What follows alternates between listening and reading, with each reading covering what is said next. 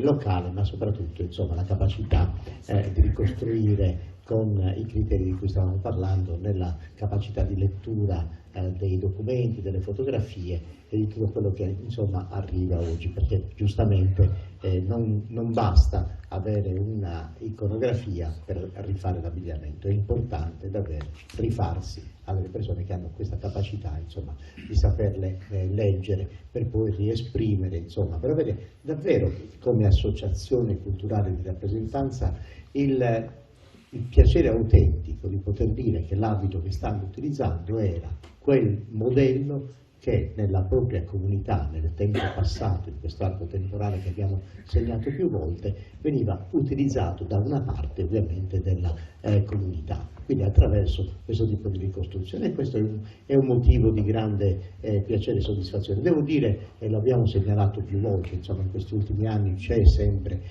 questo desiderio, c'è questa deriva, sempre più le associazioni si avvicinano a questo approccio col mondo del vestiario popolare, così come per tutte le altre pratiche rituali che sono contenute all'interno dell'attività delle varie associazioni.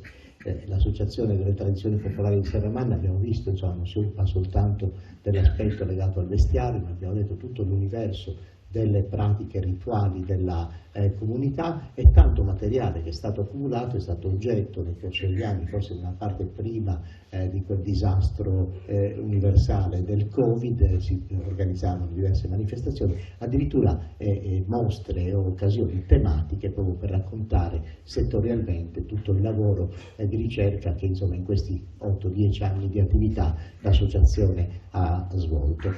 Proprio Maria Rosa vorrei un attimo qui con me, così insomma chiacchieriamo un attimo, perché ripeto è bello che ci sia proprio questa volontà, questo desiderio, questa onestà intellettuale, cioè delle cose assolutamente che dobbiamo mettere in evidenza come punto davvero di partenza di ciascuna attività. E quindi ecco, Maria Rosa, voi rappresentate un gruppo di persone appassionate, tanti uomini e donne che hanno deciso insomma, di entrare nel vostro sodalizio proprio con queste finalità. Mi pare che ci state riuscendo bene e credo che abbiate anche una grande soddisfazione, perché la gente di Serramanna, la popolazione, si è fidata di voi, vi ha dato come dire, questa sorta di incarico culturale, e voi mi pare che lo state portando avanti molto bene.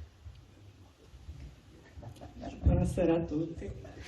Sì, diciamo che in tutti questi anni abbiamo, con la raccolta soprattutto fotografica, siamo riusciti a risalire a quello che poteva essere l'abbigliamento di fine Ottocento e pian piano stiamo cercando di riprodurre, utilizzando i tessuti corretti, di riprodurre l'abbigliamento che veniva usato in quegli anni.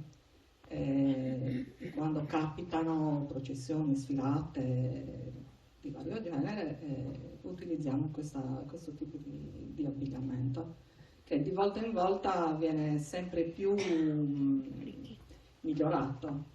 Ogni volta cerchiamo di portare, di far vedere quali sono i vestiti più belli più belli, più corretti, più simili a quelli delle foto che riusciamo a riprodurre. E questo appunto è il lavoro principale. Voi avete fatto questo lavoro e stasera abbiamo qualche esempio, cioè qualche donna, ho visto non solo delle altre comunità del territorio, ma qualcuno in particolare proprio di Serramanna, con il frutto di questo lavoro, cioè la collaborazione con Ignazio Sando, con tutte le persone, insomma, Valtteri, il lavoro che ha fatto di acquisizione di tutti questi documenti e poi appunto la ricostruzione. Li possiamo vedere già qua, gli abiti di Serramanna. Se vi mettete qui vicino da questa parte, che è ben illuminato, così vorrei avere proprio un istantaneo, perché non voglio una descrizione di tutto, perché non è necessario, poi abbiamo parlato delle stoffe, poi ormai conosciamo bene, però mi piace una sintesi, avere da parte sua una sintesi della ricostruzione, cioè di quello che è, insomma, le tipologie che vediamo stasera, magari l'elemento caratterizzante che segna un po' la riconduzione alla vostra comunità. Allora, noi stasera vediamo 3 tipi di abbigliamento, che sono la riproduzione di alcune foto, dell'abbigliamento di alcune foto.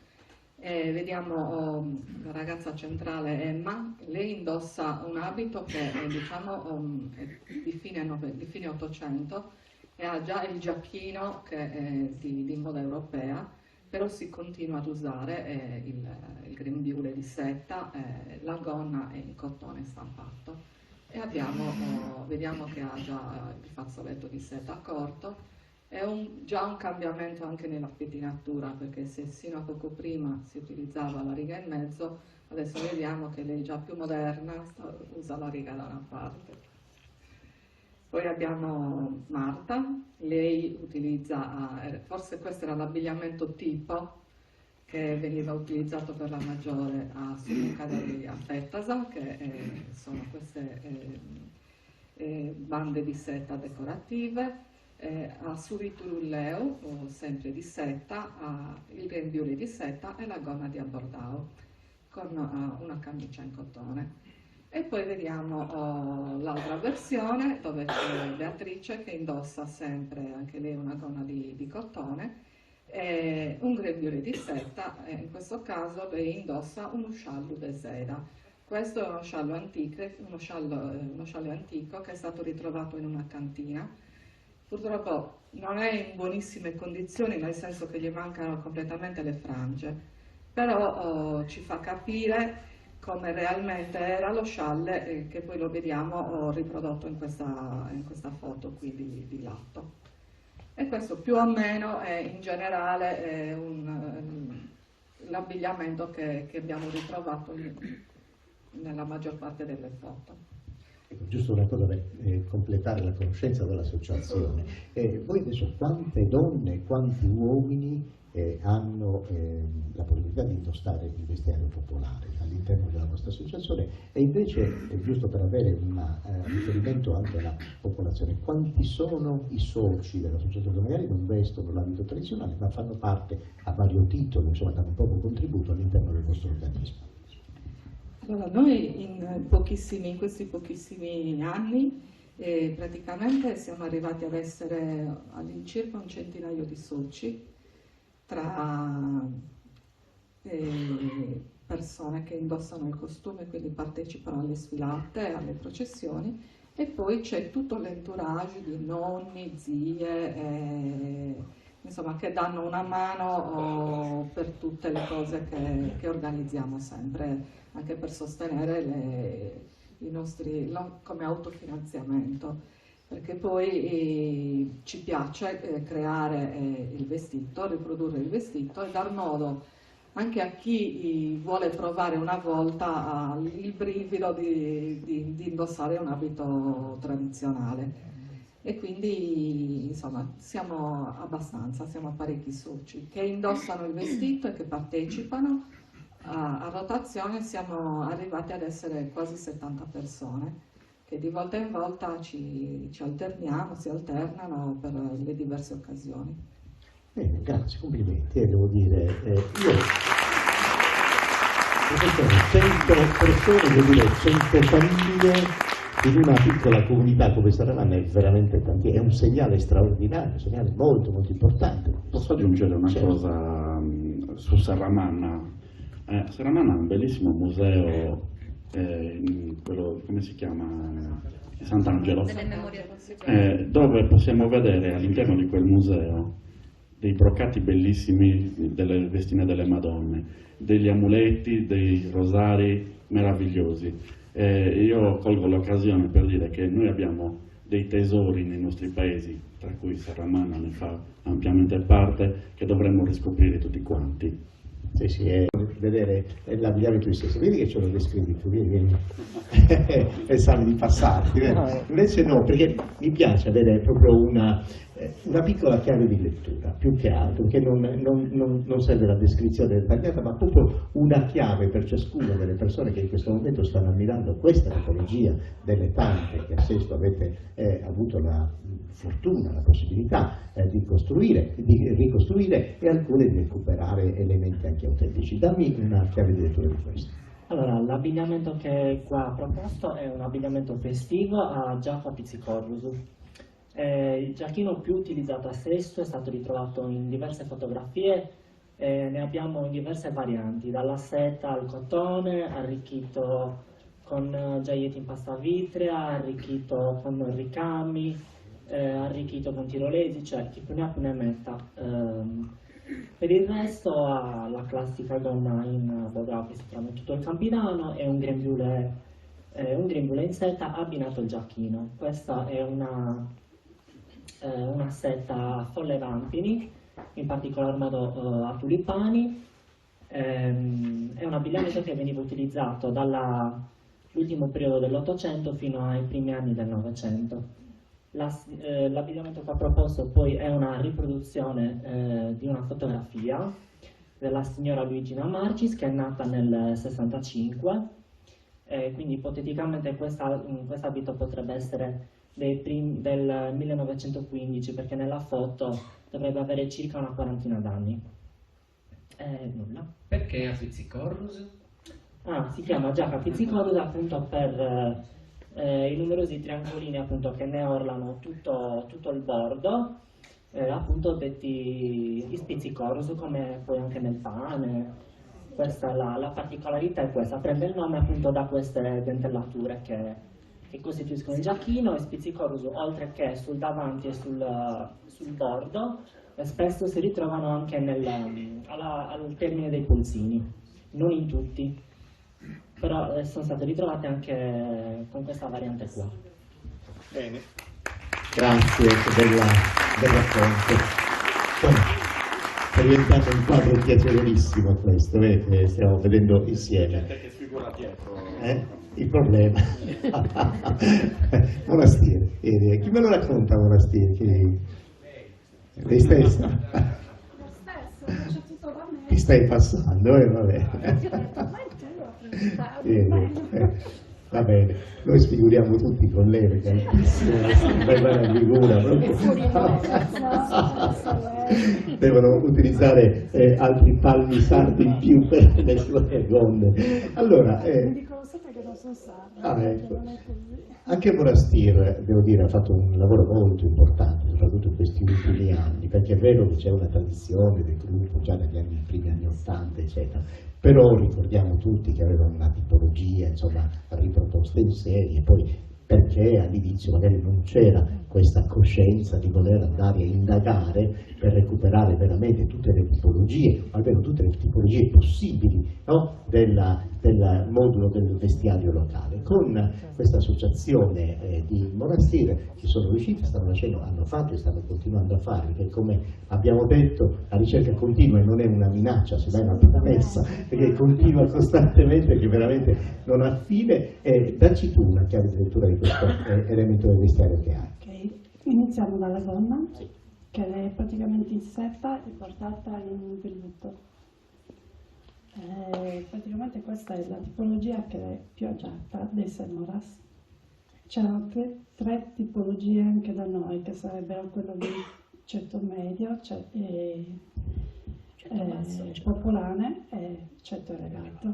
Quindi io rappresento quello un po' più elevato. Quello che chiamiamo insomma di gala, di Esatto, massima gala, di gala, sì. lo vediamo anche da tutti i monili, da tutti i gioielli, da tutte le filigrane che corredano e completano insomma il corredo.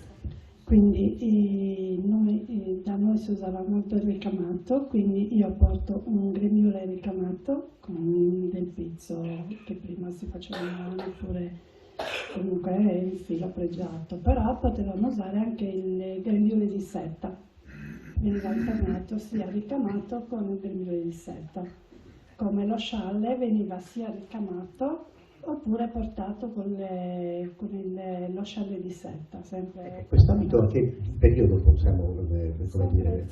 Alla fine dell'800, primi 900.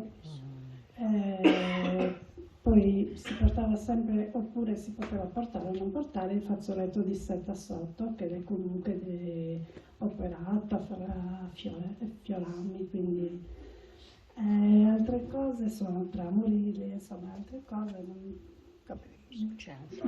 abbiamo avuto delle belle indicazioni. Grazie. Andiamo alla prima questa parte. Allora, Monastir abbiamo visto, Sesto abbiamo visto e così Serramanna. Samassi, anche Samassi davvero un gran bel lavoro in questi ultimi anni hanno fatto, l'associazione, se non ricordo male, Sant'Isidoro, forse vero, si chiama così. Molte associazioni, abbiamo visto, a parte Gianas che ci riporta insomma alle testimonianze, molte associazioni invece sono state dedicate ai vari santi o alle tradizioni popolari, come nel caso di Saramanna. Vieni da questa parte, così intanto no, qui c'è una bella luce proprio, così possiamo ammirarti bene, ti posso anche riprendere, quindi abbiamo una documentazione perfetta. Ecco, questa è una delle tante occasioni, quando vediamo nelle processioni l'associazione di San Massimo, vediamo diverse tipologie. Tu ne hai portato una, che cosa vuole rappresentare e come l'avete ricostruita? Questi sono visti riboni da Bodrao, prende il nome dal tessuto della gonna, appunto, che si caratterizza, si distingue da quelle dei centri magari vicini per la lavorazione e l'applicazione di queste tirolesi e trine di seta. E niente, il resto sono a maniche e camicia, c'è la versione sia gippone che con la maniche e camicia, un cadorizzu sempre presente a coprire il petto. E poi in testa vari copricapi, fazzoletto piccolo, in seta, scialle di seta, scialle ricamato e anche lo scialle nero in Tibet. È una perfetta acconciatura, assolutamente perfetta, che sono quelle cose che sembrano, come dire, influenti, invece sono assolutamente determinanti. E poi tutta una altra, come dire, tecnica per raccogliere i capelli, e poi il fazzoletto che c'è all'interno, insomma, dove si può appuntare poi quello la qualità si vede nei dettagli. Assolutamente sì, indubbiamente. È così Sagannacca, un'altra broccia, spille, insomma, è tutto il corredo ovviamente che completa. Grazie, ce l'avete un applauso anche per Sanassi, Silicua, se non ricordo male, Sant'Anna l'associazione, giusto? Si chiama così. È una delle associazioni tra l'altro giovani, ma ecco, in questo modo una delle cose che ormai dobbiamo sfatare è che non ha importanza avere 50 anni di vita l'associazione o averne soltanto 10 o 5, è importante l'approccio, cioè la relazione che si ha con questo mondo delle tradizioni popolari. E noi abbiamo visto che ci sono tante associazioni che hanno 50 anni di attività, che hanno fatto dei lavori straordinari, di ricerche e quant'altro, altre invece che non ne hanno mai fatto, hanno preso soltanto una tipologia e replicano ancora, dopo mezzo secolo, sempre lo stesso tipo di abito, senza aver voluto, come dire, continuare ad approfondire. E c'è tanto. Oggi ci sono tanti strumenti per poter approfondire, ci sono tante professionalità che possono aiutare nell'approfondimento. Allora, andiamo a conoscere meglio questa tipologia di Silicua. Vieni, chi ce l'ha? Me la racconti tu? Ok, che meraviglia, va bene, accomodati pure da questa parte. Grazie per averci invitato questa serata, state vedendo delle cose magnifiche, quindi allora, come ce la vuoi descrivere? Anche qui una istantanea, proprio per capire meglio che cosa stai pensando. Allora, con l'associazione abbiamo deciso di portare anche nel nostro caso un abito festivo, attribuibile più o meno alla fine dell'Ottocento. Si può notare anche dai volumi della gonna, che al periodo appunto era molto in voga utilizzare varie sottogonne o comunque qualche elemento per gonfiare in vita i volumi delle gonne. Al di sopra indossa uno dei ventaglio a stuggiuso, nominato anche prima durante l'analisi dei tessuti, poi uno gipponi chiamata pinnicasa. Possiamo definirlo per adesso una peculiarità del nostro paese, in quanto ha una lavorazione nelle maniche molto particolari. Sono delle pieghette, possono essere doppie pieghette, pieghette ritorte, può essere in cotone, in seta, in questo caso è in cotone, decorato con nastri di velluto di seta. In testa indossa un corto fazzoletto di seta e al di sopra uno scialle in Tibet ricamato con motivi floreali. La gonna è di cotone con dei motivi geometrici, e poi a completare il tutto una parure di gioielli, canacca, brosce, orecchini borbonici, vari anelli e un rosario a patenas. È tutto. È tutto allora, grazie, stai pure qua così possiamo continuare ad ammirare, questa è una zona bene illuminata. Quindi se è possibile avere, ecco, la Divina Sor per vedere insomma anche in questo caso dobbiamo dire insomma che c'è un gran bel lavoro sempre di ricerca ma anche di confronto con la comunità, organizzare dei convegni, insomma sentirsi come dire, per condividere veramente questo tipo di impegno che le associazioni prendono nel voler rappresentare insomma la propria comunità. Dacci un quadro del tuo abito. Allora, anche io indosso un abito da festa, ho una gonna in setta con il grembiule in setta. In questo caso ho voluto rappresentare insomma il nostro grembiule, è un grembiule senza lacci, quindi viene agganciato direttamente da Sagganciera di Chinzo. Poi ho su G-Point come copricapo uno scialle di setta, che è una delle nostre particolarità, è data anche dalla nostra acconciatura che permette di tenere lo scialle così indietro, insomma. Anche questa acconciatura è tutto insieme bellissimo, quindi complimenti davvero anche per loro. Vorrei segnalare una cosa riguardo ai tessuti in questo caso. Se guardate il grembiule, sembra un grembiule optical degli anni 60, eccetera.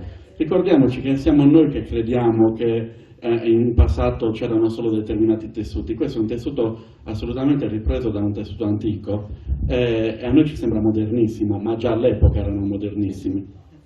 Io aggiungerei anche nel ringraziare chi si è adoperato per fare questo genere di ricostruzione, che è Carlo Peddio ed Emanuele, che hanno fatto sì di andare anche loro a ricercare dalle stampe antiche, da quello che erano frammenti anche di tessuti, la ricostruzione di questi tessuti, che sono importantissimi per chi fa ricerca e li ritroviamo fedeli a quelli che erano in passato. Grazie. Bene, hai fatto bene perché insomma, è vero, è lo spirito che anima le associazioni di questo tipo e Carlo Peddio, oltre alla competenza, ha anche una grande passione ed è riuscito insomma a trasferirla bene davvero a tutti, quindi complimenti. Accomodati pure perché ti vogliamo ammirare ancora, perché io qualche istante me lo vorrei tenere prima di salutarvi e invitarvi proprio in un convido, perché insomma l'organizzazione ha pensato di farvi andare da quella parte della sala, così insomma beviamo una cosa insieme, ma ascoltiamo anche i suoni, no, che animano la festa. Questa è una bella festa, è una festa del nostro vestiario popolare e quindi ci sarà anche Luca Faggia con l'organetto che insomma allieterà un pochino questa seconda parte della serata. Prima di concludere e prima di ringraziare tutti i partecipanti, i relatori, vorrei capire se c'è eventualmente qualche domanda del pubblico che vuole approfondire un tema, non relazioni, non riflessioni, soltanto delle domande eventualmente, se ce ne sono noi siamo ben felici di poter far rispondere ai nostri relatori, altrimenti chiudiamo marzo la festa della donna, quindi rendiamo onore a loro. Sì, ma io sono invece contento che sia il 9, cioè il giorno dopo, così segniamo che la giornata della donna deve essere tutti i giorni. Assolutamente. E speriamo che insomma questa categoria degli uomini possa avere magari un maggiore rispetto nei confronti delle donne. Speriamo, è quello che speriamo da sempre, ma è ancora molto difficile inculcare questa cultura del rispetto nei confronti delle donne. Allora, c'è qualche domanda? Siete tutti timidi? Va bene così? Ecco. Volevo chiedere una sì, cosa, prego. visto che ci sono degli esperti della fotografia, ma da una foto in bianco e nero si può risalire anche ai colori che poteva avere? Assolutamente no. Cioè con le tecnologie attuali non si riesce? Si può capire solo se è chiara o scura, basta.